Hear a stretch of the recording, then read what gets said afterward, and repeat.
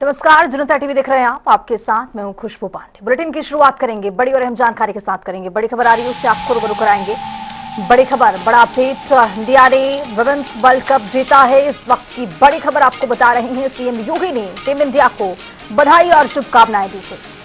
विश्व विजेता भारतीय महिला क्रिकेट टीम को मुख्यमंत्री ने बधाई और शुभकामनाएं दी है। टीम इंडिया को हार्दिक अभिनंदन मुख्यमंत्री की ओर से किया गया है। देशवासियों को हृदय तल से बधाई। आप सभी देश का गर्व हैं।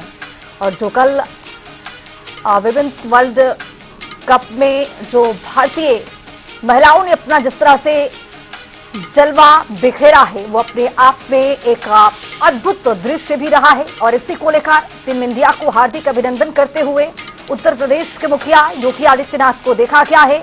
उन्होंने एक पोस्ट के जरिए बताया है कि जो विमेंस क्रिकेटर टीम है वो देश की आन बान शान है और हमेशा से गर्व है इन पर। विश्व विजेता भारतीय महिला क्रिकेट टीम को मुख्यमंत्री की ओर से हार्दिक बधाई और शुभकामनाएं दी गई है। टीम इंडिया को हार्दिक अभिनंदन मुख्यमंत्री ने अपने एक पोस्ट में लिखा भी है।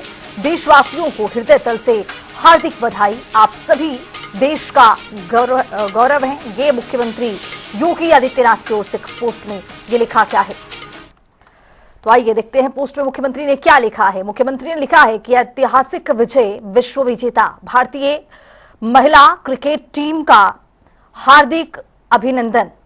मुख्यमंत्री योगी आदित्यनाथ आगे लिखते हैं कि देशवासियों को हृदय तल से बधाई। आप सभी देश का गौरव हैं। आगे लिखते हैं, भारत माता की जय। मुख्यमंत्री योगी आदित्यनाथ की ओर से ये एक्सपोस्ट महिला क्रिकेट टीम की ओर से जिस तरह से ये देखा क्या है कि महिलाओं ने किस तरह से जलवा बिखेरा, उसी पर तो महिला वर्ल्ड कप 2025 के फाइनल में भारत ने साउथ अफ्रीका को नवी मुंबई के डीवाई पाटिल स्टेडियम में हरा दिया है। और इस जीत के साथ ही टीम इंडिया ने पहली बार वर्ल्ड कप ट्रॉफी पर कब्जा जमा लिया। आपको बता दें कि टीम इंडिया ने 50 ओवरों में 7 विकेट पर 298 रन बनाए, जिसके जवाब में अफ्रीकी टीम 45 ओवर में बताते चले आपको कि 246 रन पर ही सिमट गई। वहीं भारत ने 52 रनों से फाइनल मैच पर कब्जा कर लिया। भारत इससे पहले 2005 और 2017 में फाइनल हारा था। और वहीं दूसरी ओर साउथ अफ्रीका का पहली बार खिताब जीतने का सपना टूट गया। भारत की पारी में सबसे बड़ी स्कोरर रही शेफाली वर्मा ने भारतीय टीम के लिए उस समय गेंद से भी मैजिक दिखाया था, जब उन्होंने अपनी गेंद पर मारी जाने कैफे को कैच आउट कर दिया था। शेफाली ने अपने अगले ओवर में एक और विकेट लिया। लॉरा वर्ल्डवाइडर ने एक छोर पर टिके रहकर कई प्लेयर्स के साथ साझेदारियां निभाई, लेकिन कोई भी बड़ी पारी खेलकर उनका साथ नहीं दे सके। और यही वजह है कि आज देश भर में जश्न का माहौल देखा जा रहा है। भारतीय महिला टीम ने वो कर दिखाया जिसकी बेहद जरूरत भी थी। और हमेशा से कहा गया है कि जो ये महिला खिलाड़ी हैं वो आन बान शान भी देश के लिए रही हैं। और इसी पर एक्सपोस्ट के जरिए मुख्यमंत्री की ओर से बधाई शुभकामनाएं। और ये तस्वीर देखिए, खुशहाली की तस्वीर है, देश भर में जश्न मनाया गया। जैसे हम लोग जो है पुरुषों का मनोबल बढ़ाते हैं, ऐसे हमको महिलाओं का भी मनोबल बढ़ाना चाहिए। महिलाओं ने जो विश्व कप हमको लोग को जिताया है, पुरुष नहीं जिता पाए, तो महिलाओं से मुझे बहुत गर्व हो रहा है कि हमारी महिलाएं हर चीज में, हर क्षेत्र में आगे बढ़ती जा रही हैं। और ये बहुत हमारे लिए गर्व की बात है। हर महिला ऐसे ही आगे बढ़ती रहे। बहुत अच्छा लग रहा है, बहुत खुशी। Very thrilling. We are here for them and love women World Cup and thank you so much. Sir बहुत जानदार माहौल है। 25 सालों बाद वुमेन्स क्रिकेट में कोई नया चैंपियन मिला है। और हमारी भारतीय महिलाओं को बहुत सारे हमारे देश में ऐसे लोग भी हैं और बाहर के लोग भी, जब इंग्लैंड से हमारी टीम हारी, थोड़ा खराब मैच हारी, उसके बाद ट्रोल किया जा रहा था, लेकिन आज हमारी बहनों ने कमाल करके दिखाया है और बताया है कि वो हमको गर्वान्वित करती रहेंगी इसी तरीके से, और उनको मौके दिए जाए तो हमेशा भारत का झंडा गाड़ती रहेंगी। शुरुआत का जो मैच चल रहा था उस हिसाब से जो रन रेट जा रहा था, फिर एकाएक 5 विकेट के बाद जिससे माहौल बदला। जी बिल्कुल, साउथ अफ्रीका ने फिर वापसी की है सर। एक समय लग रहा था कि हम 330-340 तक रन बनाएंगे, लेकिन साउथ अफ्रीका ने अच्छी गेंदबाजी की बाद में और अच्छी वापसी की। लेकिन जिस तरीके से फिर हमारी गेंदबाजी शुरू हुई और उनके कैप्टन ने शतक बनाए, सबसे बड़ा डर हमको सर उनके कैप्टन से ही था। सेमीफाइनल में भी शतक बना के आ रही थी, बहुत अच्छी खिलाड़ी हैं, लेकिन जब प्रेशर में रन रेट बढ़ता गया, जब रन रेट ज्यादा जाता गया और उनको भी तो आइए बुलेटिन में आगे बढ़ेंगे। बड़ी खबर आ रही है, उससे आपको रूबरू कराएंगे। बड़ी खबर, बड़ा अपडेट आपको बताते चले कि भारतीय महिला क्रिकेट टीम की बेटियों का ये बड़ा तोहफा देखा क्या है। बीसीसीआई ने 51 करोड़ का इनाम देने का बड़ा ऐलान कर दिया है। बीसीसीआई सचिव देवजीत सैकिया ने ये बड़ी जानकारी साझा की है। चूंकि 25 साल का ये जो सूखा है महिलाओं ने खत्म किया है। भारतीय महिलाओं ने जिस तरह से कल क्रिकेट को खेला है, जाहिर तौर पर ये एक अपने आप में बहुत बड़ी कामयाबी है और यही वजह है कि बीसीसीआई सचिव देवजीत सैकिया ने ये कहा है कि महिलाओं को ये बड़ा तोहफा देना बेहद जरूरी है, मनोबल को बढ़ाना है। 51 करोड़ रुपए का इनाम देने का ऐलान कर दिया गया है बीसीसीआई की ओर से। बीसीसीआई सचिव देवजीत सैकिया ने ये बड़ी जानकारी साझा की है।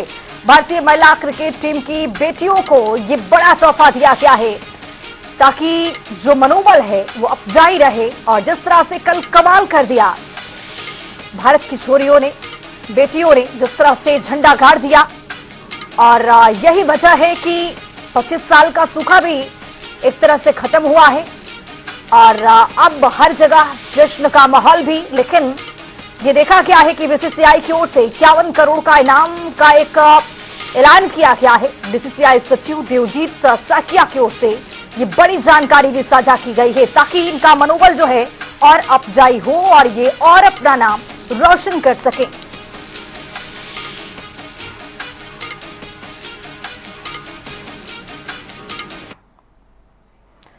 इसी बीच एक और बड़ी खबर आ रही है, उससे भी आपको रूबरू कराएंगे। बड़ी खबर, बिहार दौरे पर सीएम योगी आदित्यनाथ रहने वाले हैं। पहले चरण से आज 4 जनसभाओं में अपना हुंकार भरेंगे। दरभंगा, मुजफ्फरपुर, सिवान में संबोधन करेंगे अपना। पटना की दीघा विधानसभा में रोड शो करेंगे। केवटी में पहली जनसभा कुछ ही देर में शुरू होगी, यानी बिहार के धरती पर उत्तर प्रदेश के मुखिया योगी आदित्यनाथ पहुंच चुके हैं। दोपहर 3:30 बजे दीघा में समापन होगा जनसभा। चुनावी रैली में भारी संख्या में भीड़ उमड़ने की उम्मीद है, क्योंकि जहां भी मुख्यमंत्री उत्तर प्रदेश के मुखिया योगी आदित्यनाथ तो बिहार के धरती पर जहां भी पहुंच रहे हैं, भारी संख्या में उनको देखने और सुनने के लिए जो जनता है वो पहुंच रही है। तो बीजेपी के पक्ष में समर्थन के लिए आज रैली करेंगे और अपने संबोधन के जरिए जनता को लुभाने की तमाम कोशिश की जाएगी उत्तर प्रदेश के मुखिया योगी आदित्यनाथ की ओर से। इसी खबर पर अब ज्यादा जानकारी के साथ हमारे सहयोगी अनूप कुमार सिंह जुड़ रहे हैं। अनूप, बिहार के धरती पर आज उत्तर प्रदेश के मुखिया एक बार फिर से उतरने वाले हैं और जानने, समझने और सुनने के लिए मुख्यमंत्री को भारी संख्या में लोग पहुंच रहे हैं।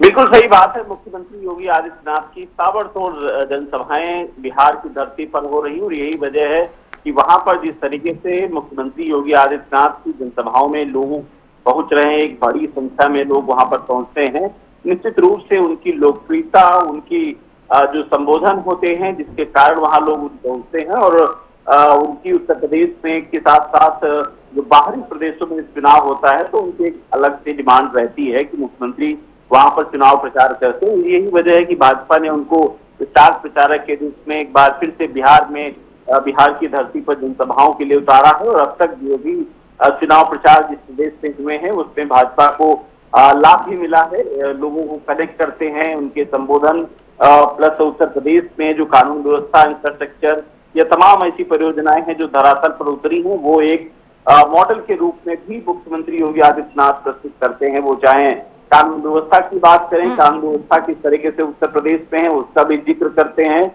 माफियाओं का कैसे सफाया हुआ उत्तर प्रदेश में उसका भी जिक्र करते हैं, जो इंफ्रास्ट्रक्चर है यानी जो रोडों की कनेक्टिविटी है उसको लेकर भी बात करते हैं और सबसे बड़ी जो सुरक्षा और अर्थव्यवस्था जिसको लेकर मुख्यमंत्री योगी आदित्यनाथ चर्चा करते हैं, अपने संबोधन में बात भी करते हैं। तो कुल मिला के आज 4 जनसभाएं हैं। ताबड़तोड़ जनसभाओं में मुख्यमंत्री योगी आदित्यनाथ वहां पर पहुंचेंगे। 10:40 पर जो विधानसभा केवटी पहुंचेंगे, दरभंगा में वहां पर जनसभा करेंगे, फिर मुजफ्फरपुर जिला में पहुंचेंगे, वहां पर भी एक जनसभा है, सिवान में भी है एक जनसभा और फिर पटना में भी एक जनसभा करेंगे। तो कुल मिला के मुख्यमंत्री योगी आदित्यनाथ की 4 जनसभाएं यानी ताबड़तोड़ जनसभाएं और भारतीय जनता पार्टी को एक बार फिर से बिहार में सरकार बनाने के लिए बीजेपी के जो प्रत्याशी हैं उनके लिए वोट मांगते नजर आएंगे। अनूप, जिस तरह से देखा गया है कि अब पहले चरण के चुनाव में ज्यादा वक्त बचा नहीं है और ऐसे में मुख्यमंत्री ताबड़तोड़ रैली कर रहे हैं और आप जानते हैं कि जब मुख्यमंत्री इस तरह की रैली को करते हैं, जनसभा को संबोधित करते हैं, तो समीकरण बहुत ज्यादा बदलता हुआ दिखता है। क्या लग रहा है आपको? बिल्कुल सही बात है खुशबू। जिस तरीके से मुख्यमंत्री योगी आदित्यनाथ समेत तमाम जो भारतीय जनता पार्टी के बड़े नेता हैं, उत्तर प्रदेश में तमाम ऐसे बड़े नेता हैं जो बिहार में इस समय वो जनसभाएं कर रहे हैं, बिहार का माहौल बदल रहे हैं। अभी कुछ दिन पहले जिस तरीके से चर्चाएं थी कि बिहार में जो एनडीए की सरकार बन पाना बहुत ही मुश्किल है, लेकिन अब धीरे धीरे माहौल वहां का बदल चुका है। आप देखिए कि स्वतंत्र सिंह उत्तर प्रदेश के जो प्रदेश अध्यक्ष भी रह चुके हैं, जल शक्ति मंत्री हैं, वो वहां पर पहुंच चुके हैं। लंबे समय से वह लगातार जनसभाएं कर रहे हैं। साथ ही महेंद्र सिंह जो कि तमाम चुनाव के प्रभारी भी रहे हैं और वहां पर भी चुनाव प्रभारी के रूप में वहां पर जो जनसभाएं कर रहे हैं और लोगों को कनेक्ट कर रहे हैं।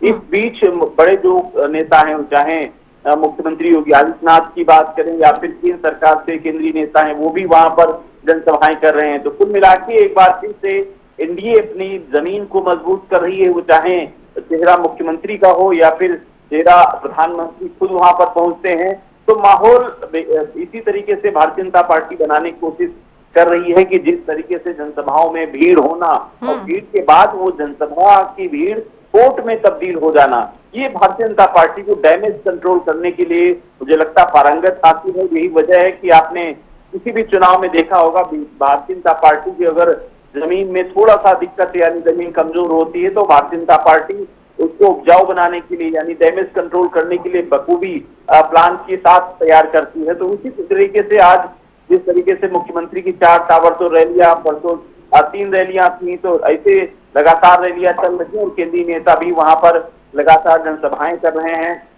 और बिहार का माहौल बदलने के लिए भारतीय जनता पार्टी यानी एनडीए की तीसरी बार सरकार बनाने के लिए वहां पर लगातार ताबड़तोड़ जनसभाएं चल रही हैं। जाहिर तौर पर बहुत शुक्रिया अनूप तमाम जानकारी के साथ जुड़ने के लिए। तो बिहार दौरे पर आज सीएम योगी आदित्यनाथ हैं। पहले चरण से पहले आज 4 जनसभा को संबोधित करेंगे और यहां से चुनावी जनसभा के दौरान अपने संबोधन के जरिए वोट की अपील करेंगे और चुनावी माहौल को एक तरह से और भी बनाने की कोशिश की जाएगी। एनडीए के पक्ष में वोट की अपील की जाएगी मुख्यमंत्री की ओर से।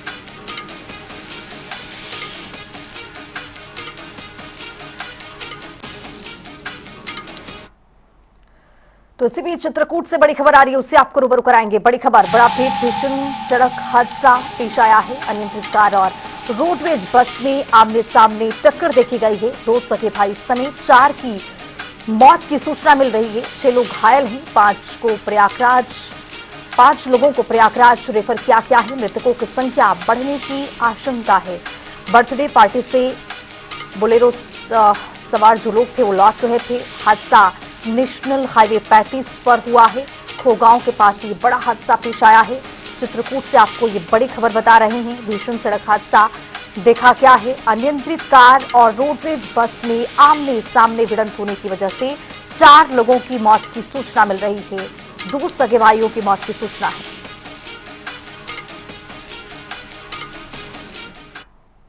चित्रकूट से एक और बड़ी खबर आ रही है, उससे भी आपको रूबरू कराएंगे। बड़ी खबर, सड़क हादसे पर सीएम योगी ने संज्ञान ले लिया है। मृतकों के परिजनों के प्रति गहरी संवेदनाएं मुख्यमंत्री की ओर से व्यक्त की गई है। राहत और बचाव कार्य तेज करने के निर्देश दिए गए। घायलों के समुचित इलाज के लिए भी आदेश दिए गए हैं। प्रशासन को मौके पर तत्पर रहने के निर्देश दिए गए हैं मुख्यमंत्री की ओर से। सीएम ने घायलों के शीघ्र स्वस्थ होने की कामना की है। इस सड़क हादसे पर मुख्यमंत्री ने संज्ञान ले लिया है और तुरंत कार्रवाई करने के लिए आदेश दिया गया है। मुख्यमंत्री की ओर से कहा गया है मुख्यमंत्री की ओर से कि जल्द से जल्द जो घायल लोग हैं उनको उपचार के लिए और अच्छी उपचार उनको मिले, राहत और बचाव कार्य तेज करने के भी निर्देश हैं और घायलों के समुचित इलाज के लिए भी आदेश दिए गए हैं। चित्रकूट से हमारे साथ हमारे सहयोगी पवन पांडे जुड़ चुके हैं। पवन, जिस तरह से यहाँ पर सड़क हादसा पेश आया है और इस पर मुख्यमंत्री की ओर से भी संज्ञान लिया गया है, क्या अपडेट है?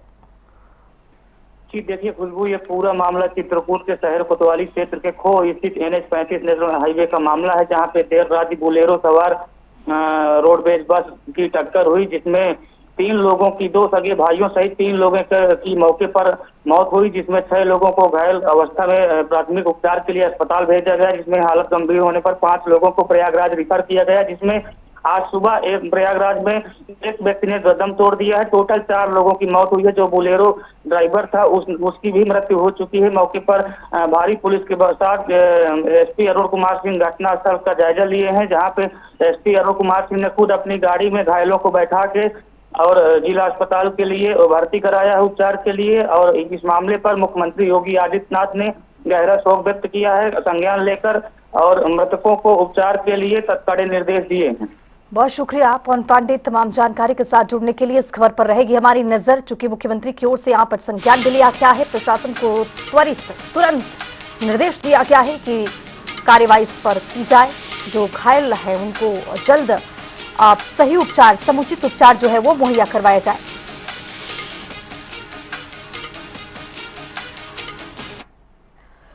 इसी बीच लखनऊ से बड़ी खबर आ रही है, उससे आपको रूबरू कराएंगे। बड़ी खबर, बड़ा अपडेट। यूपी पंचायत चुनाव में उम्मीदवारों के खर्च की सीमा तय है और ग्राम पंचायत से जिला पंचायत तक नामांकन शुल्क जो है वो निर्धारित किया गया है। ग्राम सदस्य पद के लिए शुल्क जो है वो 200 रुपये रखा गया है। जमानत 800, आरक्षित वर्ग को 50% तक छूट मिलेगी। ग्राम प्रधान पद पर अधिकतम खर्च 1,25,000 तय किया गया है। क्षेत्र पंचायत सदस्य को 3,000 जमानत राशि के साथ चुनाव लड़ सकेंगे। जिला पंचायत सदस्य खर्च सीमा 2,05,000 तय कर लिया गया। जिला पंचायत अध्यक्ष के लिए शुल्क जो है वो 3,000 है, जमानत के लिए 25,000 रुपए है।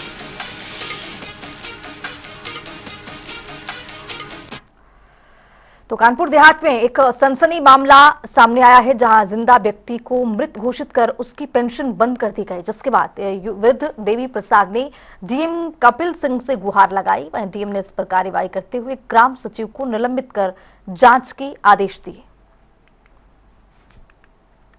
सज्जन है देवी प्रसाद, पुत्र धन्ना, निवासी अंगदपुर, मौजा गेंदामऊ और तहसील डेरापुर। तो ये स्वयं मेरे समक्ष उपस्थित हुए वृद्ध व्यक्ति हैं। इनको वृद्धावस्था पेंशन मिलती थी, लेकिन सत्यापन में संबंधित जो है ग्राम विकास अधिकारी ने इनको मृतक घोषित कर दिया था। तो उसकी मैंने जांच कराई, जिला समाज कल्याण अधिकारी ने भी लिखा है और वहाँ पे जिला पंचायत राज अधिकारी भी थे। तो संबंधित के खिलाफ निलंबन की कार्रवाई जो है सक्षम प्राधिकारी के द्वारा की जा रही है। और ये घोर निंदनीय चीज है कि किसी जिंदा व्यक्ति को, जिसको, और वो भी वृद्ध व्यक्ति जो कि वृद्धावस्था पेंशन पाने का हकदार था, उसको सत्यापन में जो है संबंधित ग्राम विकास अधिकारी ने, पंचायत अधिकारी ने उसको जो है मृतक घोषित कर दिया है। तो संबंधित ग्राम पंचायत अधिकारी के खिलाफ निलंबन की कार्रवाई की जा रही है, क्योंकि मृत्यु प्रमाण पत्र इत्यादि भी ये लोग ही जारी करते हैं।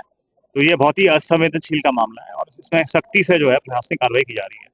और ऐसे कोई भी जो प्रकरण है जिसमें उत्तर प्रदेश शासन की कल्याणकारी योजनाएं वो लाभार्थी तक पहुंचे और किसी गलत व्यक्ति के साथ इस तरह या किसी सही व्यक्ति के साथ गलत कार्रवाई ना हो जाए, उसका भी ध्यान रखा जाए। उसके लिए भी मेरे द्वारा जनपद स्तरीय अधिकारी और तहसील स्तरीय अधिकारियों को निर्देशित किया है कि कम से कम 5 से 10% से 15% के बीच में जो इनके पास रिपोर्टें आती हैं उसका भौतिक सत्यापन ये लोग स्वयं करें, ताकि इससे एक तो क्रॉस चेक और बैलेंसेस रहें और किसी के साथ अन्याय ना हो। तो चलिए फिलहाल इस बुलेटिन में भी इतना ही। देश और दुनिया की तमाम खबरों के लिए बने रहिए जनता टीवी के साथ।